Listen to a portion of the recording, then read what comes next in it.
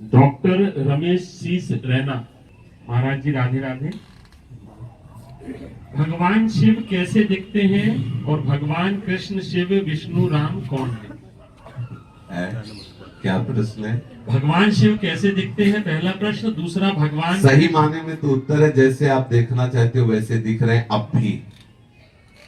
शिव पुराण में लिखा हुआ है, भगवान शिव स्वयं कहते हैं कि मैं समस्त पुरुष रूप हूं और हे भगवती तुम समस्त स्त्री रूप हो, क्योंकि मेरा और तुम्हारा चिन्ह पूरी सृष्टि में, हम शिव पुराण के अंतर्गत कह रहे हैं, जितने भी पुरुष हैं सब शिव स्वरूप हैं और जितनी भी स्त्रियां हैं सब नारी स्वरूप हैं। अब आप किस स्वरूप में महादेव जी को देखना चाहते हैं? सर्व रूप में या रुद्र रूप में या शांत रूप में? किस रूप में?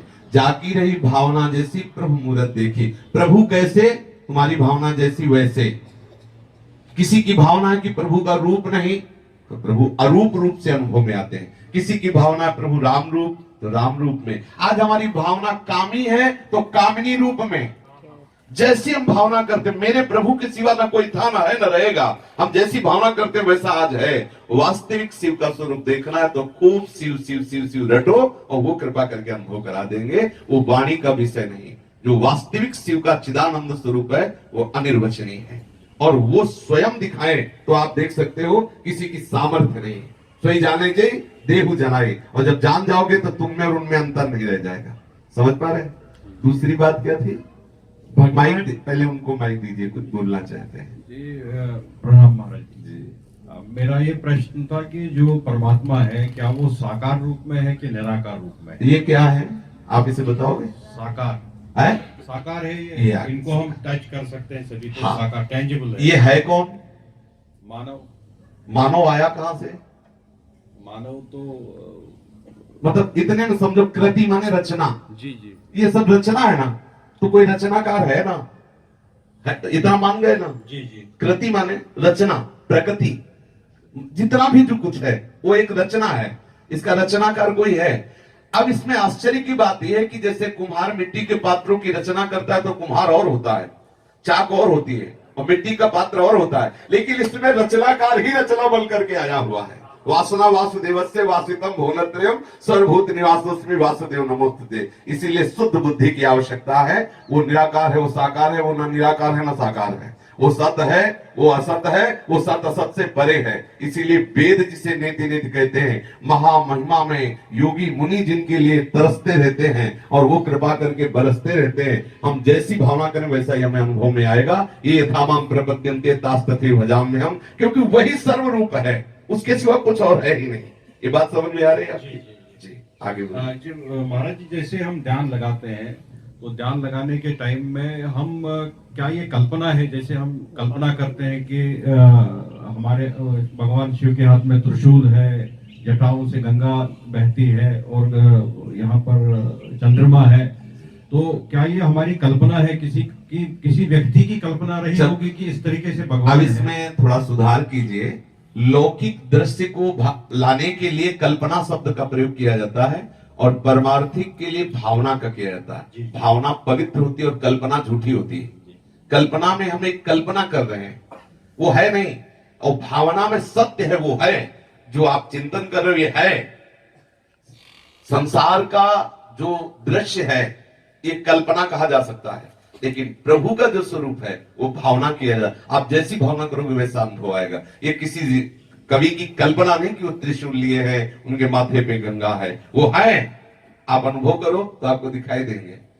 और जिन्होंने प्यार किया है उनसे, तो जैसे अम्मा बप्पा प्यार करते हैं ना, अम्मा बप्पा समझते हैं ना, गांव की भाषा में क्या जाती है, ऐसे प्यार करते हैं भगवान शिव और पार्वती। आज भी वैसे ही प्यार करते हैं। कभी कभी कोई ऐसी बात आई तो दिखाई देता है कि अम्मा बप्पा आ गए और उनका दुलार बरसने लगता है। वो है, उनकी भावना करो, कल्पना नहीं। कल्पना शब्द एक सांसारिक हो जाता है और भावना शब्द भक्ति से जुड़कर साकार स्वरूप हमारे सामने प्रकाशित कर देता है। समझिए जी महाराज जी, जैसे शिव और पार्वती है तो हम शास्त्रों में लिखा है ये अर्धनारेश्वर है, एक ही शरीर में दोनों है। तो अर्धनारेश्वर असल बात वही, अलग अलग दोनों फिजिकल फॉर्म्स है, वो वही शरीर अलग अलग है। हम जैसी भावना करते हैं ना वो वैसे ही एक ही तत्व है। पहली बात ये समझ लो, एक ही तत्व है, दूसरा नहीं।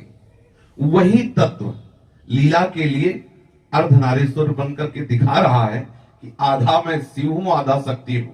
फिर वही अलग अलग होके दिखा रहा है, देखो ये मेरा पूरा शिव रूप है, ये मेरा पूरा शक्ति रूप है। फिर वही चराचर रूप में होके दिखा रहा है, ये देखो मेरा वैभव है कि मैं ही चराचर के रूप में व्याप्त हूं। और ये जो बात जान जाता है वो मुक्त हो जाता है, जो ये नहीं जान पाता वो बंधा रहता है, राग द्वेष और द्वंद्वों में जन्म मरण आदि नाना प्रकार के क्लेशों को भोगता रहता है। समझ पा रहे हैं आप? जी जी महाराज। भगवान कृष्ण शिव विष्णु राम कौन है? एक ही है। नाटक मंच पे नौटंकी के नाटक में एक ही कलाकार पहले राजा बन के आता है, फिर जोकर बन के आता है, वही सेवक बन के आता है, वही नाना प्रकार। गोपाल शास्त्र नाम में भगवान का नाम है जगन नाटक वही भवा। ये तो बड़ा आश्चर्य है। वही दुष्टात्मा बनता, वही महात्मा बनता, वही स्त्री बनता, वही पुरुष बनता, और नाटक मंच स्वयं है, और नाट्यकर्ता भी स्वयं है, और नाटक का निर्देशक भी स्वयं, पूरा का पूरा एक ही वही पिता, वही पुत्र, वही पौत्र, वही सारा। और यह रहस्य रघुनाथ कर बेग ले जाने कोई, और जो जाने रघुपति कृपा तो सपने मोह न होए। यही ब्रह्म ऋषि महात्मा जन जान गए तो जीवन मुक्त हो गए, और संसारी यही नहीं जान पाते तो लाठी चलाते हैं, मेरे भगवान बड़े तुम्हारे भगवान छोटे, चल रही लाठी। भगवान तो क्या, खोपड़ी फूट रही, छोटे बड़े अस्पतालों में गारी गुप्ताल और निंदा स्तुति।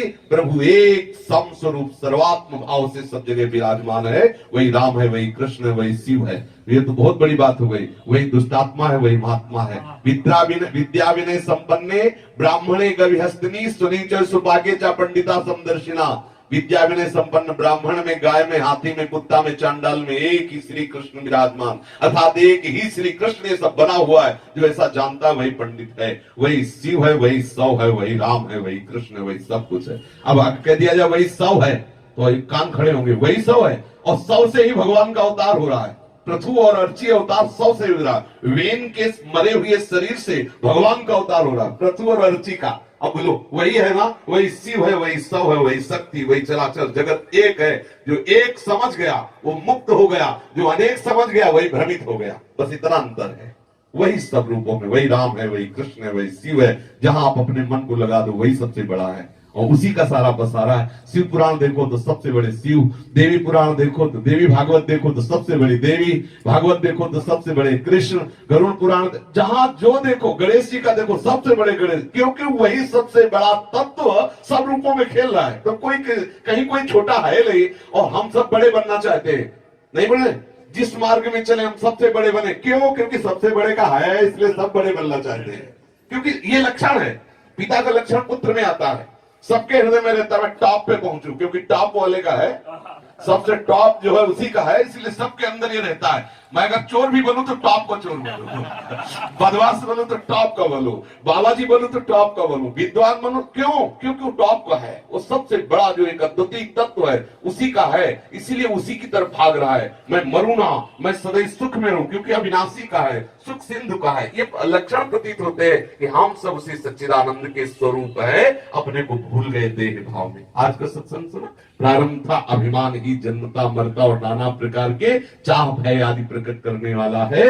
यदि देहाभिमान गलित हो जाए तो अभी हम जीवन मुक्त हैं, अभी हम परमानंद में। समझ गए जी?